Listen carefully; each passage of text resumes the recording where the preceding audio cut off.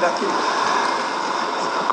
Khusus untuk peristiwa penembakan yang dilakukan oleh Eliezer terhadap almarhum Joshua, apakah menurut saudara ahli penembakan itu dapat dikategorikan sebagai suatu kejahatan etis yang besar yang tadi saudara ahli sudah jelaskan bahwa dia berdasarkan perintah?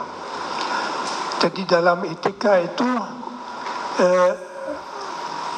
memang selalu dibedakan antara yang normatif dan kebersalaan seseorang.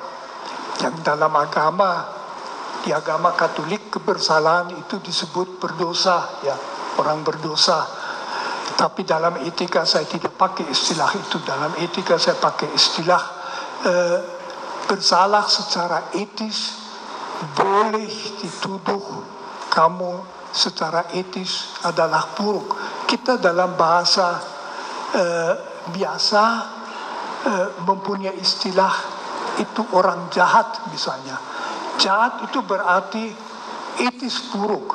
Nah, orang yang dalam situasi relasi kekuasaan tadi melakukan sesuatu yang sebetulnya secara objektif menurut etika normatif jelas tidak boleh dilakukan, belum tentu bisa disebut jahat.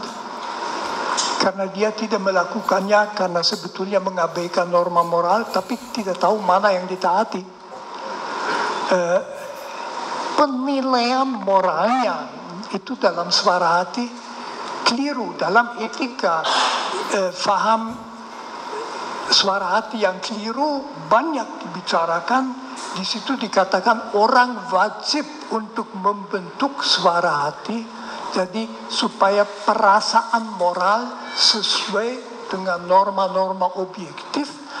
Tetapi orang yang sesudah melakukan sesuatu sadar, wah keliru itu, tidak berarti bahwa sebelumnya dia orang jahat.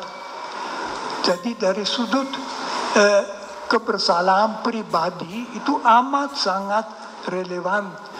Yang dinilai pada orang adalah secara etis, tanggung jawab etis di dalam kasus itu. Jadi sejauh mana dia bertanggung jawab. Tanggung jawab seperti tadi saya katakan, makin dia bingung, makin dia mungkin merasa antara dua kewajiban, jangan melakukan ini, tetapi taatilah.